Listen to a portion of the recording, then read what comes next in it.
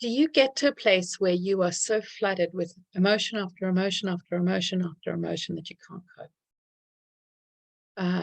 For those of us who had a verbally abusive parent, we can often have that recreated as an adult with our emotions flooding us. And it could also be that you might have had quiet parents, but at school, if you were neurodivergent, especially if you were ADHD and you were distracted or not focused because you were bored because there wasn't enough stimulation, then teachers constantly telling you you're not doing the right thing just feels relentless. And so if you've had something that's sort of relentless, attacking and flooding on you, then when it comes to your own emotions, those emotions will flood because you didn't get regulation as a kid. And so suddenly you're having these different feelings and they flood you because you were flooded with intensity as a child, because the parent didn't know how to regulate themselves or the teacher didn't know how to regulate themselves, so they take it out on you. And now that's what your whole system is programmed to do, is just this flood of things. So what can you do? The first thing is always to get safe in your body, which is really hard when you're being flooded. But the quicker that you can notice that there's a start of feelings and catch it before it builds up, and then get safe in your body, put yourself in a safe space, bring a protector, a supporter, comforting hands, breathe into yourself. So if you just do it with me now, breathe into wherever the feelings are. When a friend this week made a change of plan, I saw an image of me being shot and being killed. So the reaction that I had was quite big because I felt like energetically I was killed off. So I'll describe it with what I'm feeling. What I've been feeling is that like my body was just dead. And so I would just sit and be with my body in it. And so I would put my hands where I could feel like this energy. And you might notice in your body, like your back feels broken, your throat feels tight, your heart feels stabs, your stomach feels knots, wherever it might be. Put your hand on that. And I want you to say to this part, it makes sense that you are erupting or you are scared. And I want you to take the whole way through, I want you to do release breaths as I'm talking, but I want to add something to the release breath that you're doing. I want you to breathe in into your belly first, and then I want you to breathe in a second time without breathing out into your lungs. So can you see that? I want to do it again. First breath into your belly, into your diaphragm. The next breath up here into your lungs, so you fill with air, and then a big sigh.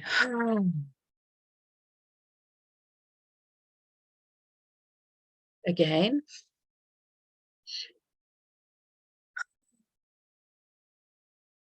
Research has shown that double release breath has the highest impact in reducing stress out of all the different types of breath, whether it's box breathing, timed breathing, counting breathing. That 2-stroke breath with the release breath is the most effective in reducing stress, calming your nervous system. So as I'm talking, just keep doing that. And I want you to breathe into wherever you are and say, I'm here for you. Let's make you safe. And ask, what are you here for? And what do you need?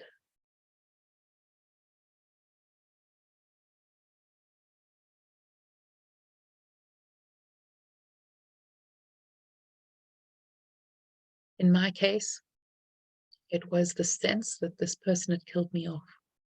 And I needed to establish all the ways they'd killed me off. The little slight paper cuts that they aren't doing intentionally at all. They have no desire to hurt me, but People just unconsciously do things and don't realize it. Or realize it, but don't have capacity to change it. Like this guy said, I realize that I have been ignoring you. And I can imagine that hurts. And it's just become a habit of mine.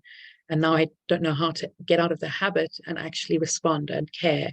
I just feel really trapped. So he's really aware. But it just led to all the noticings of that. So notice where in your body it is, and then ask, why are you here, and listen.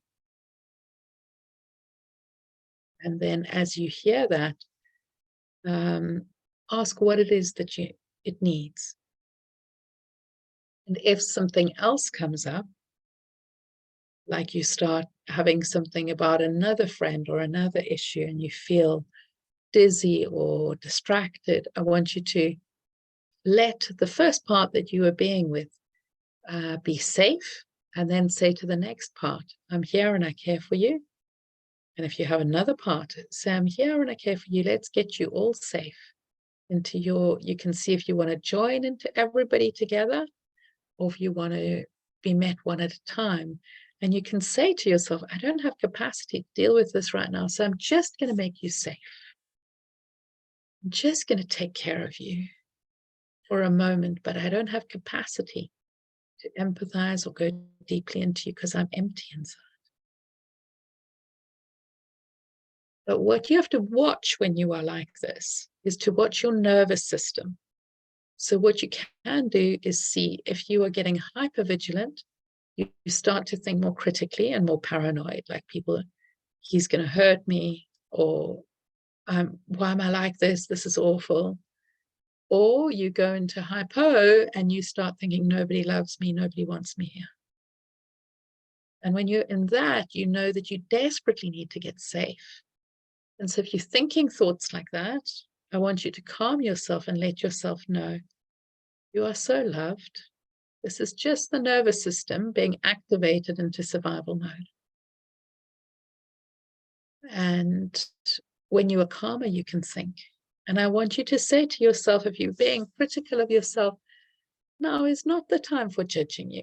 Now is not the time for shaming you. Now is not the time to be mean to you. Now is the time for care. Now is the time for love.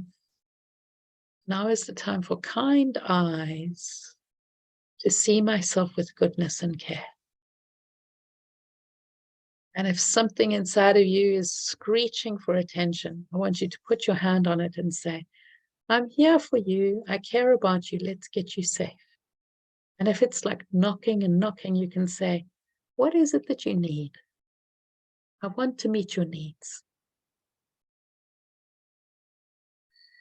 And then a further thing that I've been doing is I say to this part, and I say to my psyche, I am open to receive an image of healing.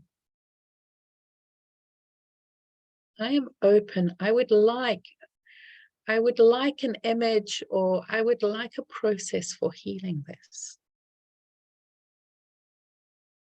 And then I wait, and I lie there and I wait to see what happens.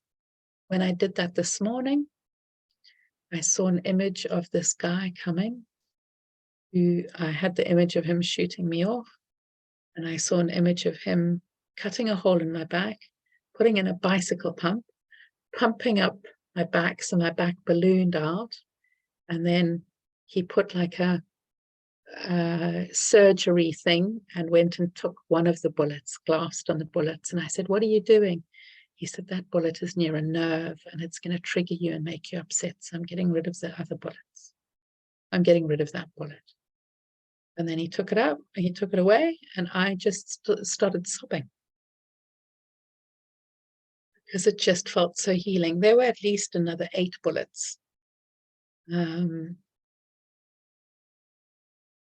then other processes came forward to show me him trying to receive those bullets and take them away from me. So I want you to just say to this part, I'm open to receive an image of healing that can show me a way forward of how to integrate this, and love myself deeply. And allow yourself, allow your spirit, allow your imagination to receive or to create an image that is healing for you. So you feel met and loved. And it might be with one of your protector or supporter characters, but it might be something new.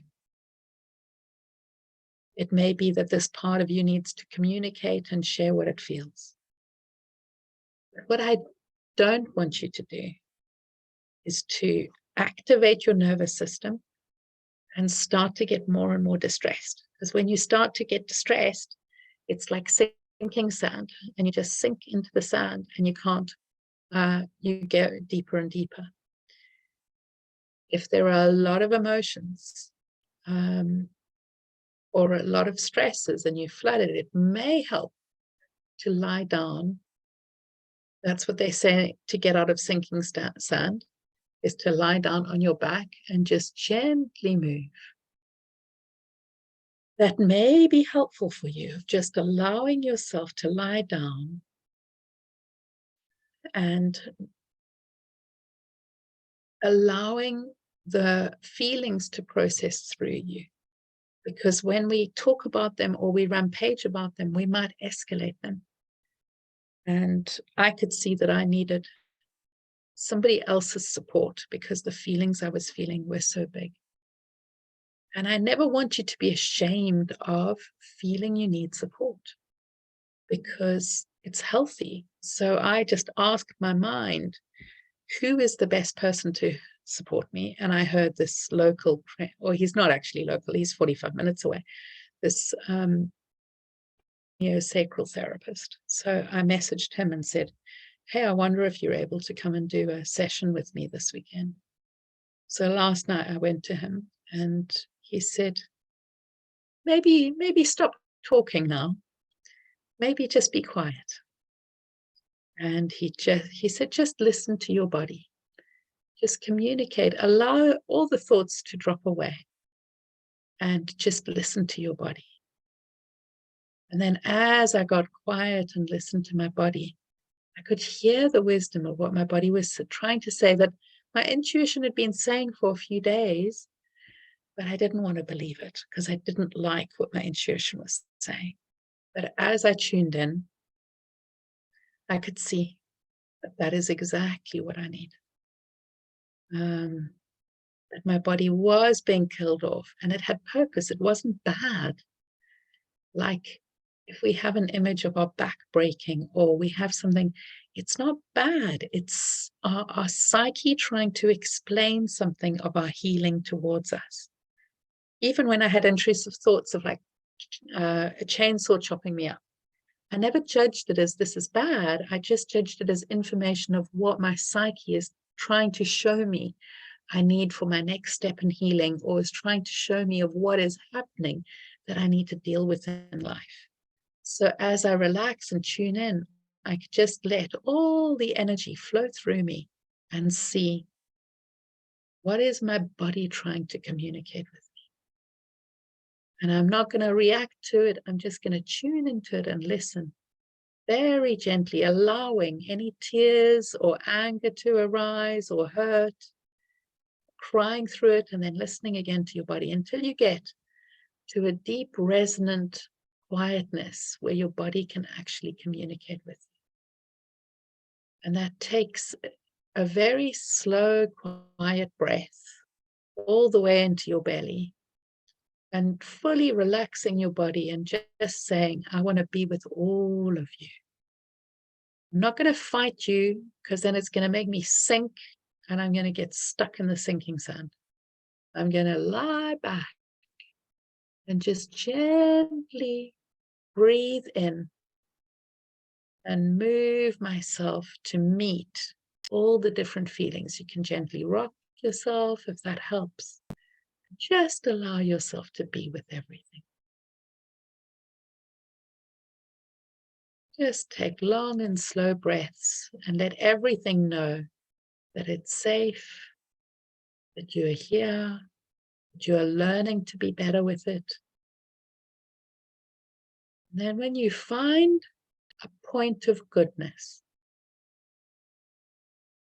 on the edge of all this storm, like you might hear, I need to go out for a walk in nature, or I need to call this friend, or maybe I should have a bath. When you feel a lifeline, and the way you can tell it is a lifeline is it makes you feel so much calmer, and it feels deeply honoring of everybody. Then you can just take a step towards that without rupturing the feathers or ruffling the feathers, just taking a step towards the goodness. Might even hear, oh, I could have a cup of tea now, whatever it is. And just take a step towards that. And if you get stressed, again, come and lie down and be with it, or stand and be with it. If you can stand and do it or go into the toilets at work and sit on the toilet for a while and do it if you have to regulate there. I just want you to be so, so kind to yourself and so loving to yourself. And keep saying, as soon as you find yourself swirling in negative thoughts, now is not the time for judgment. Now is the time for kindness and care. You are so worthy and deserving of love. And I'm so proud of you for how you keep showing up for you, how you keep loving you, how you keep breaking the cycle where maybe you were flooded as a child by other people's emotions because they couldn't control them. Now you are meeting yourself, you are regulating, and you are slowing that flooding down so you can rewire, taking things one at a time, finding a resolution, dealing with it, communicating with it gently and softly to find a resolution. I'm so proud of you for showing up for you, and I'm sending you love.